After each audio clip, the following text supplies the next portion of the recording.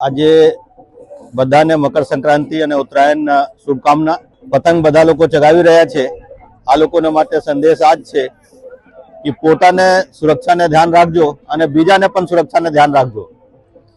પોતે જો ધાબા ઉપર પતંગ ચગાડતા હોય તો કોઈ છોકરાઓ ધાબા ઉપરથી પડી ન જાય અને ખાસ ધ્યાન રાખજો। અને ચાઇનીઝ દોરી કે ગ્લાસવાળા માંજા આ નહીં વાપરજો, જેથી કે તમારા કારણે કોઈ બીજાને કંઈ ઇન્જરી નહીં થઈ જાય। આ કાળજી રાખીને અને ખૂબ હર્ષોલ્લાસ સાથે આ તહેવારની ઉજવણી કરો, આ માટે શુભકામના। પોલીસ પરિવારમાં જે પોલીસ સ્ટેશનના અધિકારીઓ કર્મચારીઓ છે આ લોકો આજે બંદોબસ્તમાં છે, પરંતુ જે બ્રાન્ચના અધિકારીઓ કર્મચારીઓ છે આ લોકોને થોડા આજે રજાના માહોલમાં અને આમ પણ આપણે બધા ભેગા રહીએ જેથી કે કંઈ થઈ શકે તો એક સાથે ભેગા નીકળી શકીએ।